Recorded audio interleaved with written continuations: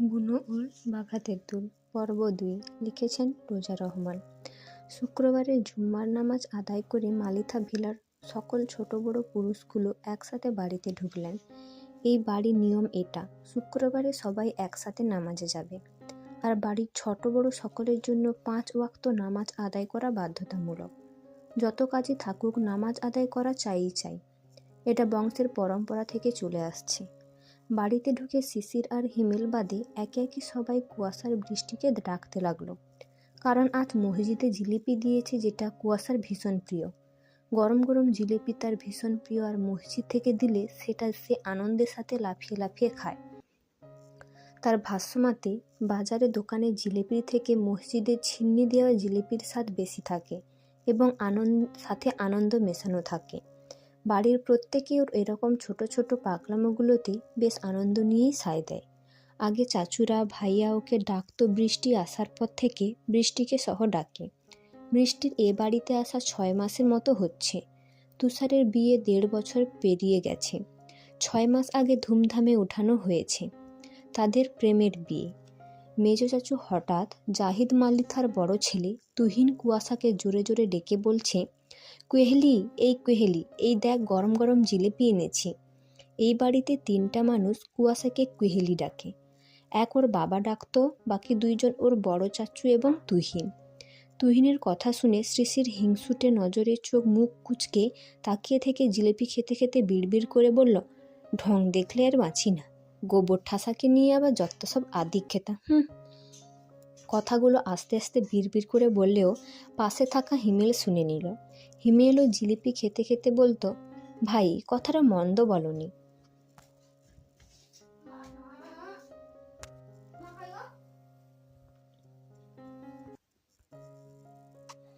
এই কথাটা শিশিরের দিকে থাকে সবসময়। কুয়াশার ভাষায় যাকে বলে ভাইকা চামচা। হিমেলের কথা শুনে শিশির হিমেলের কাঁধ জড়িয়ে ধরে বলল, এই না হলে আমার ভাই, বুঝেছিস হিম? এ বাড়িতে আমার অবুঝ মনের দুঃখটা তুই একমাত্র বুঝিস। আমার সুখের সংসারে এই সুখ নিয়ে এসে নজর দিয়েছে। হিম তা শুনে খ্যাঁক খ্যাঁক করে হেসে দিল। কুয়াশার উপর এক দৌড়ে এলো, এসে একে একে সবার কাছে থেকে জিলিপি নিয়ে নিল। শিশির আর হিমেলের দিকে তাকালো, দেখলো তারা নিজেদেরটা বেশ আরাম করে খাচ্ছে। এরা দুটো জীবনেও দেয় না তাকে। তা দেখে শিশিরের দিকেই তাকিয়ে মুখ ঝামটালো এবং হাতে জিলিপি ওদের দেখালো। হঠাৎ, এই দেখ আমার তোদের থেকে বেশি। আপাতত এখন ঝগড়া বন্ধ, কারণ সামনে বড় চাচু আর মেজো চাচু আছে। এই দুজনকে কুয়াশা ভয় পায়, উনাদের সামনে ঝগড়া করতে পারে না। আর শিশির জাহিদ মালিথাকে একটু ভয় পায়। মেজো চাচু অনেক ডেঞ্জারাস পারসন, ডিআইজি মানুষ তিনি। জাহিদ মালিথার ছোট ছেলে নিহার বলল, ভাবিকে ডাক কুসু।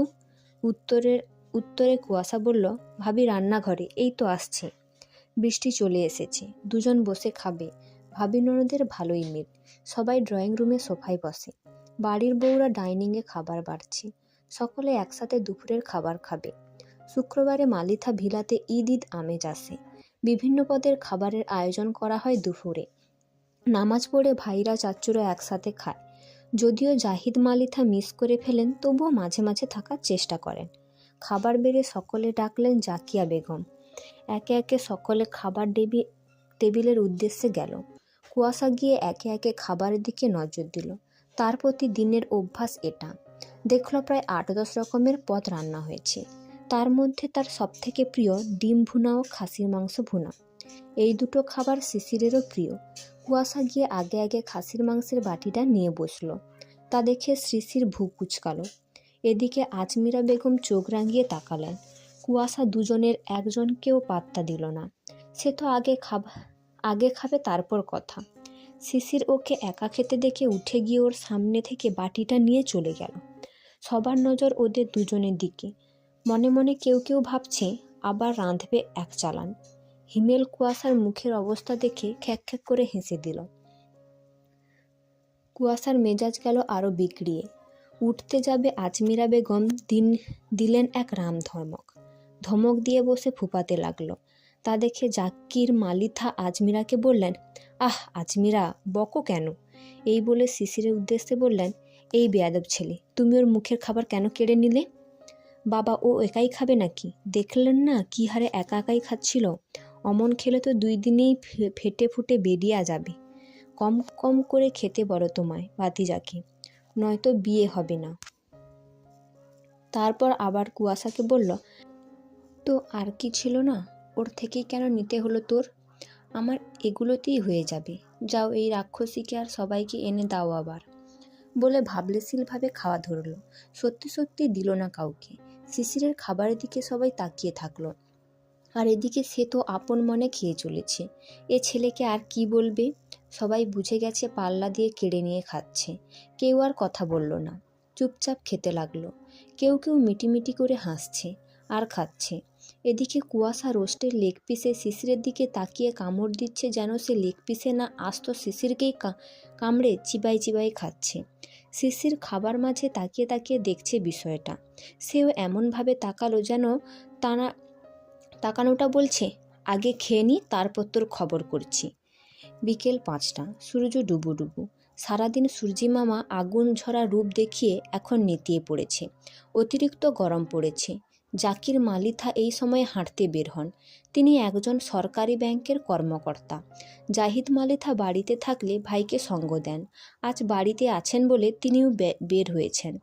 তিনজা মিলে গল্প করতে করতে পাশের বাড়িতে গেছেন। শুক্রবার তার তিনজা একসাথে কাটান। অন্যান্য দিন মেজোজা অর্থাৎ আম্বিয়া বেগম থাকতে পারেন না, কারণ তিনি একজন প্রাইমারি স্কুলের শিক্ষিকা। এদিকে বাড়ির ছোট সদস্যের মধ্যে মেয়েরা মুভি দেখবে বলে ঠিক করলো। বাড়ির বড় বউ বৃষ্টি, কুয়াশা আর তুহিনের হবু বউ ইয়াসমিনের ছোট বোন ঈশা এসেছে বিকেলে। ইয়াসমিন ঈশা তুহিনের মামাতো বোন সম্পর্কে। তাদের বাড়ি খুব একটা দূরে না। কুয়াশাদের বাড়ি থেকে হেঁটে যেতে 15 মিনিট কিংবা একটু বেশি সময় লাগে। তুহিনের সাথে ইয়াসমিনের বিয়ে অনেক আগে থেকেই ঠিক করা, বলতে গেলে ছোট থেকেই। ইয়াসমিন অনার্স 4র্থ বর্ষে রসায়ন নিয়ে পড়ছে, আর তুহিন বছরখানেক হচ্ছে পড়াশোনা শেষ করে ব্যাংকে জব করছে। খুব জলদি তাদের বিয়ের আয়োজন শুরু হবে। বাড়ির বড় ছেলে তুহার এসএসপি অফিসার। হিমেল 9ম শ্রেণীতে উঠেছে। নিহার আর শিশির তো এখনও পড়াশোনা করছে। নিহারের ইচ্ছে নৌবাহিনীতে যোগ দেওয়ার। তারা শুক্রবার দিনটা এভাবেই কাটায়। হয় মুভি দেখবে, নয়তো ছাদে একসাথে বসে গল্প করবে, আর নয়তো বড় ভাইদের কাছে আবদার করবে ঘুরতে নিয়ে যেতে। যদিও সব কিছুতে শিশির কুয়াশার মারামারি আর ঝগড়া থেকেই কাটে সকলের। বৃষ্টি বলল, কুয়াশা, ঈশা, ইয়াসমিন কি মুভি দেখবে? ভাবছি কি মুভি দেখব, হলিউড নাকি বলিউডের মধ্যে। ঈশা বলল, যাই দেখবি রোমান্টিক কিছু সিলেক্ট কর। কুয়াশা ইয়াসমিনকে বলল, বুবু তুমি ঠিক করো, আমার মাথায় আসে না। বৃষ্টি বলল, আশিকি নয়তো আশিকি 2। মুভি দুটো কিন্তু পুরনো হয়ে গেলেও এখনও ভালো লাগে। ইমোশন সহ রোমান্টিক ফিল দেয়। ইয়াসমিন বলল, কি ভাবি, আজ এমন ব্লাশিং করছো, ব্যাপার কি? ব্যাপার তেমন কিছু না হবু দেবরানী, চলো মুভি চালু করো। তৎপর তারা মুভি দেখা ধরল আশিকি 2। ছেলেরা কেউ নেই, বাইরে গেছে। বেশ সুন্দর করে মনোযোগ দিয়ে দেখছে। বসার ঘরে সোফায় বসে সাথে বৃষ্টি চা, সিঙ্গারা আর মুড়ি মাখিয়ে এনেছে। খাচ্ছে আর দেখছে। ঈশা বলল, কুসু, কাল কলেজে যাব না আমি, তুই যাইস। উত্তরে কুয়াশা বলল, আচ্ছা। কুয়াশা আর ঈশা একসাথে একই কলেজে পড়ে। তারা সেম ইয়ার। গল্পে গল্পে বেশ সুন্দর মুভি দেখছে। মুভির মাঝে আদিত্য আর শ্রদ্ধার সেই বিখ্যাত সিন আসলো। বৃষ্টির মধ্যে ভিজে রোমান্টিক কিসিং সিন। তারা বেশ ভালোই রোমান্টিক মুডে চলে গেছে। টিভিতে চলছে। আদিত্য শ্রদ্ধাকে আরোহী আরোহী বলে ডাকতে ডাকতে আসছে। এসে শ্রদ্ধার হাত ধরল। কিছুক্ষণের মাঝে নিজের ব্লেজার খুলল এবং শ্রদ্ধার মাথার ওপর দিয়ে দিল। এখন একই ব্লেজারের মধ্যে দুজনের গান শুরু হয়েছে। বাম हम तेरे बिन अब रह नहीं सकते। দুজন দুজনের দিকে তাকিয়ে এবার অর্ধচুম্বনে লিপ্ত হয়েছে। আর ঠিক সেই সময় কুয়াশার মাথা চাটি পড়ল। কুয়াশা চমকে তো উঠেছেই, তার সাথে ব্যথাও পেয়েছে। বেশ জোরে মেরেছে, আহ বলে শব্দ করে উঠেছে। ওর চেঁচানোতে সবাই চমকে উঠছে। আচানকের ওপর ঘটেছে, কারণ তারা সবাই মুভির মাঝে বিভোর হয়েছিল। কে মারলো সেটার উৎস খুঁজতে কুয়াশা সহ সবাই তাকালো। দেখলো শিশির কুয়াশার পিছনে দাঁড়িয়ে। লেহ, হয়ে গেল। তাদের মুভি দেখা, সাথে রোমান্টিক সিন দেখা। তাদের রোমান্টিক মুডের কি এন্ড করতে স্বয়ং শিশির মালিথা দাঁড়িয়ে। সবাই একবার কুয়াশার দিকে তাকাচ্ছে তো একবার শিশিরের দিকে। আর এদিকে টিভি নায়ক নায়িকাকে কোলে করে ভিজতে ভিজতে রুমে চলে এসেছে। কি একটা অবস্থাতে সবাই দাঁড়িয়ে, না পারছে টিভি বন্ধ করতে আর না পারছে কিছু বলতে। ঈশা তো লজ্জায় মরি মরি। সে শিশিরকে একবার দেখছে আর একবার টিভি। শিশির সবাইকে একবার করে দেখে নিয়ে নিয়ে দিল এক ধমক কুয়াশাকে, বলল, এই বেয়াদব গোবর ঠাসা, এগুলো দেখিস সব সময়? এগুলো দেখেই তাহলে এমন ইঁচড়ে পাকা হয়েছিস? অক্কালপক্ক কোথাকার। সকলে ভড়কে গেল। আর কুয়াশা সে রাগে তো ফুঁসছেই, সাথে একটা জিনিস ভাবছে, মুভি কি সে একা দেখছে? এখানে তো আরও মানুষ আছে, তারা পাকছে না, সে একা কি করে পাকছে? ফরমালিন কি সে একাই গ্রহণ করছে? ভাবনার মাঝে শিশির এবার ওর চুল টেনে ধরল। ব্যথায় আরও আহ করে উঠল। আর কুয়াশার চোখে পানি এসে গেল। সে চুল ধরা অবস্থাতেই উঠে দাঁড়ালো। চেঁচিয়ে বাজখাই কণ্ঠে বলল, এই এই খাট্টাসের বাচ্চা, চুল ছাড়, ছাড় চুল। তোর বাবাতি চুল আমার মাথায় লাগিয়েছি আমি, সবসময় চুল ধরবি? বলতে বলতে শিশিরের চুল ধরতে গেলে কিন্তু পারল না, কারণ শিশির ওর থেকে অনেকটা লম্বা। চুল না পেলে কি হবে? থেমে থাকবে কুয়াশা? কখনো না। সে চুল ধরতে না পেরে শিশিরের কান ধরল। বেশ জোরেই ধরেছে। আচ্ছা, জোরেই ব্যথা পেল শিশির। শিশির আরও গেল রেগে। একে তো তুই তুকারি করছে, তার উপর বাজে ভাষা ছাড়ছে, আবার এখন তার কান ধরল? কত বড় সাহস! আর এদিকে বাকিরা হতবম্ব, হতবুদ্ধি, হতবিহ্বল হয়ে দাঁড়িয়ে আছে। তারা কিছু বলতে এবং করতে যেন ভুলে গেছে। কিছুক্ষণ কারোরই মাথা কাজ করল না। পরিস্থিতি বিগড়াতে দেখে একসময় ইয়াসমিনের হুঁশ এলো। সে তড়িঘড়ি করে এগিয়ে গেল, বলল, এই শিশির, কি করছিস? ছাড়, লাগছে ওর। আরে ছাড়। ইয়াসমিনকে বলতে দেখে বৃষ্টি এবার এগিয়ে এলো। টেনে সরানোর চেষ্টা করছে দুজনকে, কিন্তু কেউ কাউকে ছাড়ার নামগন্ধই নিচ্ছে না। মারামারির সাথে দুজনের মুখে ননস্টপ বকবক চলছে।